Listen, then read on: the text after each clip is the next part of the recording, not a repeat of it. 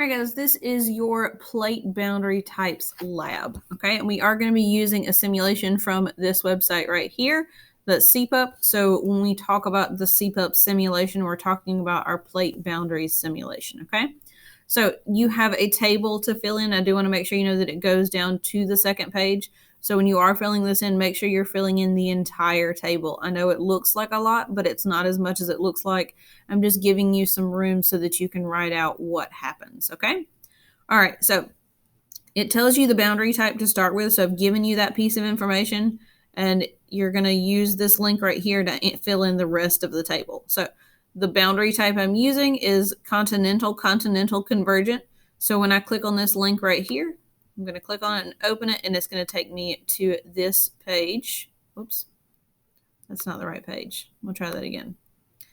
When I click on the link, it is going to take me to this page right here. It might take a second to load, but it is going to be really helpful for us. All right, it's going to take you to this page right here, and they are in order. So you're going to start with continental, then you'll go to oceanic, and then oceanic, continental, and then divergent and transform. Okay, so the first one right here is continental. I'm going to click on it, and it's going to come up with all these options right here. And first thing I'm going to do is look at my legend down here in the bottom left-hand corner. It's going to tell me what I'm looking at. I'm looking at continental lithosphere, so that's what this color represents on the diagram right here. There is no oceanic lithosphere. There's no ocean. And the orange underneath the plates, that is Earth's mantle. And then we have some GPS stations that are kind of moving around with things on here. You can't see them right now, but there will be some earthquakes. So that's what these little green ripples are. Those represent earthquakes. You'll see some mountains. You probably won't see volcanoes or underwater volcanoes here or any of the riverbeds. But you do need to read the legend, okay? You need to make sure that you know what you're looking at. You're not going to see it on this boundary type, but you will see it on the other boundary types. So you need to be aware of what these symbols, what these colors represent on the diagram. All right, so once you've opened it, it'll tell you what type of boundary you're looking at. You're going to pick a time, and on your table, it gives you a couple different things that you have to fill in. You can play around with these and look at the different times, but on your table, I'm asking you to look at 100 years, a million years, and 20 million years, okay? So that first set that I'm asking you to look at, I want you to tell me the plate directions. So if I come back over here, the left plate is moving to the right, and the right plate is moving to the left. So on my table, I would say the left plate is moving right, and the right plate is moving to the left, okay? Then I'm going to fill in changes after 100 years. And to do that, I've got to come over here to my diagram. I'm going to pick 100 years, and then I'm going to click the run button, and I'm going to see there were a couple of earthquakes there, and the mountains shifted a little bit. They got a little bit bigger. And if you need to, you can click that reset time button. You can click 100 years again and watch those changes, okay? So what I noticed was there's several earthquakes. The mountains got a little bit bigger, okay? So after 100 years, there were several earthquakes, and the mountains got a little bit bigger. Okay, so naturally in this changes after 100 years, there's going to be less changes than there would be after a million years. So then I'm going to come back over here to my simulation. I'm going to reset my time, and this time I'm going to pick a million years, and then I'm going to tell it to run. And I'm going to watch more and more earthquakes. The mountains got a lot bigger that time. So we're seeing these plates get closer to each other. They're pushing into mountains, and there's going to be a lot more earthquakes. So that's the kind of stuff I'm asking you to look at for right here.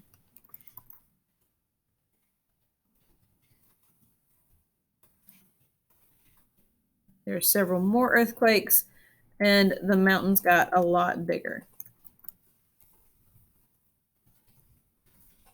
Okay.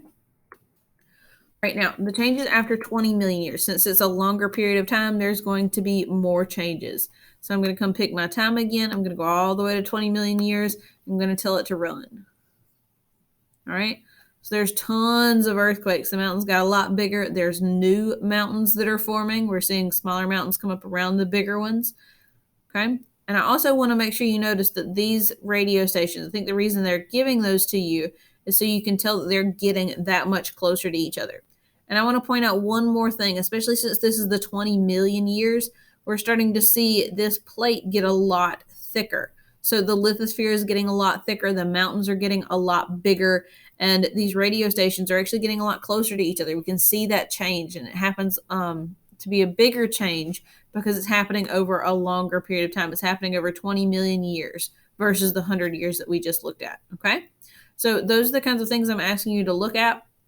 And I will tell you that these three right here, the first three, are going to be similar because they're all three convergent type boundaries, but they are going to have some differences because it's different kinds of plates that are meeting each other, okay? So when you're looking at those ones, you should be really careful. Make sure you're telling me details.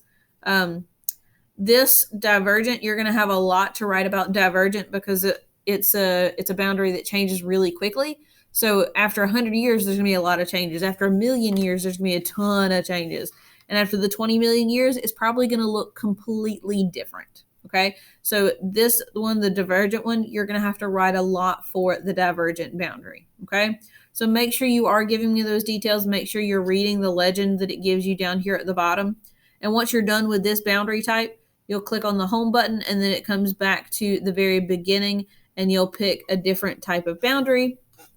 This one is the divergent boundary, the one that I said there's going to be a lot of details with. You'll tell me the directions of the plate. So this plate is moving to the left on the left-hand side, and the right-hand side plate is moving to the right, okay? So on this legend right here, I'm going to let it run for 20 million. The legend is telling you everything that you're seeing, and it happens for all of them. So we see a lot of earthquakes to start. We see that the lithosphere is getting a lot thinner, okay? And when it dips down, we call that a valley. Oh, look, the lithosphere has changed color. It's now an oceanic lithosphere. We have a ton of earthquakes still. We've got underwater volcanoes. We've got volcanoes. So we now have an ocean. We've got volcanoes and underwater volcanoes, and those have gotten a lot farther from each other. The radio stations have. So these radio stations have gotten farther from each other. We're not looking at crust just creating itself. It is spreading apart and creating new crust right here down through the middle, okay? All right, so make sure you are looking at this legend. It is going to help you a ton, and make sure that you're actually writing these things in on the table. I know that it looks like a lot, but I promise you it is going to help you a whole ton understand what we're talking about when we talk about Earth's plates a little bit later on. That's it.